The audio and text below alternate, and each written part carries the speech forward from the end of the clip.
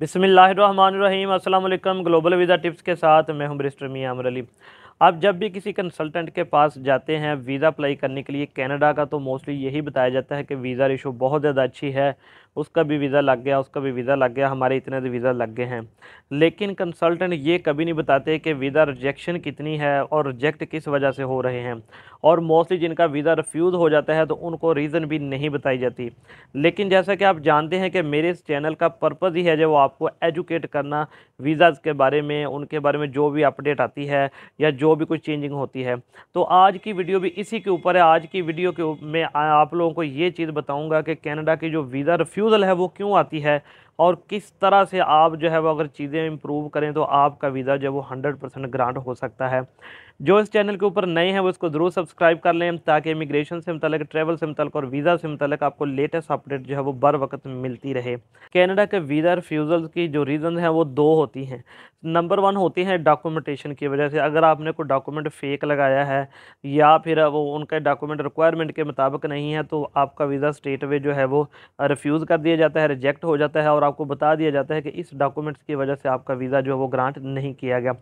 Second number जो reason है बहुत ज़्यादा कॉमन है वो ये बताई जाती है जी हम इस चीज़ के ऊपर सेटिस्फाई नहीं है कि आप पाकिस्तान वापस चले जाएंगे। 90% लोगों को यही रिफ्यूज़ल की रीज़न बताई जाती है। कुछ का है जिसमें कुछ थोड़ी बहुत ही चेंजिंग होती है, लेकिन ज़्यादातर यही रीज़न बताई जाती है कि वी आर नॉट सेटिस्फाई, कि आप जो है अपने मुल्क में, पाकिस्तान में, कनाडा से होकर वापस चले जाएंगे। तो सबसे बड़ी रीज़न ये होती है। अब देखें, अब आप भी सोच रहे होंगे कि इस रीज़न को किस तरह इम्प्रूव किया जा सकता है। बिल्कुल इम्प्रूव किया जा सकता है। देखिए, जब वीज़ा ऑफिसर के सामने आपकी एप्लीकेशन जाती है तो वो 2 से 3 चीज़ों के ऊपर गौर करता है।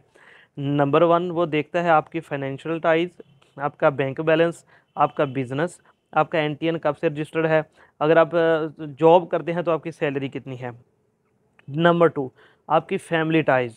नंबर थ्री, आपकी सोशल टाइज। ये 3 चीज़ों के ऊपर वो आपके टूरिस्ट वीज़े का डिसीजन लेता है। जहाँ तक डॉक्यूमेंट्स की बात है तो डॉक्यूमेंट्स की रिक्वायरमेंट तकरीबन हर बंदा जो है वो पूरी कर लेता है। उसमें कोई दो राय नहीं है, क्योंकि सिंपल उन्होंने लिखा है कि ये चीज़ें चाहिए, हर बंदा पूरी कर लेता है।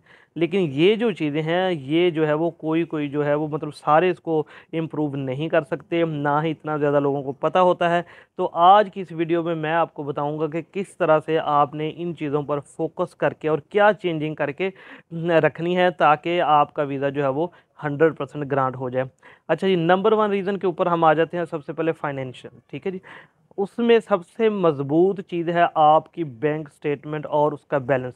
देखें, अगर आपके पास वीज़ा ऑफिसर देखता है कि 3 से 4 मिलियन आपके बैंक अकाउंट में पड़े हुए हैं और वो ये भी देखता है कि उसमें प्रॉपर ट्रांजैक्शंस हुई हुई हैं, आपने किसी से लेके उसमें पैसे नहीं रखे, आपने एकदम से उसमें कोई ट्रांजैक्शन करके ये नहीं शो किया कि जी आपका बैलेंस जो है वो बढ़ जाए।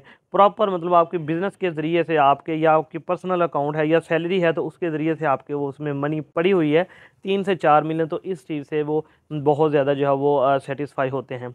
नंबर टू, आपका जो बिज़नेस है वो पुराना होना चाहिए। ये नहीं कि आपने 1 महीना पहले ही अपना बिज़नेस स्टार्ट किया है जी और आपने एनटीएन बनवाया है और टैक्स रिटर्न भी आपने दे दी है तो आपका इतना बैलेंस भी आ गया है, तो इस चीज़ से आपका वीज़ा ग्रांट होने के चांसेस बहुत ज़्यादा कम है। कम से कम 2 से 3 साल के लिए आपका एनटीएन पुराना होना चाहिए। आपने उन्हें बताना है जी मैं 2-3 साल से बिज़नेस कर रहा हूँ और मेरा अच्छा वेल स्टेब्लिश बिज़नेस है और मेरे पास इजाफी इनकम है जिसकी वजह से मैं जा रहा हूँ टूरिज़्म के लिए, विज़िट करने के लिए कनाडा। नंबर टू, अब दूसरी जो मेन रीज़न होती है वो होती है आपकी फैमिली टाइज़। आप लोग जो मोस्टली एक गलती करते हैं उसमें वो ये करते हैं कि आप हमेशा, अगर आप शादीशुदा हैं तो अपना और बीवी बच्चों का एफआरसी साथ लगाते हैं। यही सबसे बड़ी गलती है। आपने, चूँकि आप भी जानते हैं कि पाकिस्तान में एक तो जॉइंट सिस्टम होता है और फिर इसके अलावा हमने अपने बीवी बच्चों के अलावा अपने पेरेंट्स और छोटे बहन भाइयों की लुक आफ्टर भी हमारे ज़िम्मे में आती है, जो कि पाकिस्तान के लिहाज से बिल्कुल करेक्ट है। और जब हम अपने बीवी और बच्चों का, वाइफ और बच्चों का लगाते हैं एफआरसी, तो उसके साथ में हमने अपने पेरेंट्स और बहन भाइयों का भी एफआरसी लगाना है ताकि हम उन्हें बता सकें कि इनके अलावा इनकी ज़िम्मेदारी भी हमारे ऊपर है। तो इसलिए हम आपकी कंट्री में स्टे नहीं कर सकते। हमारा जो भी ड्यूरेशन है हम उसमें अपना वो ट्रिप कंप्लीट करके वापस आएंगे।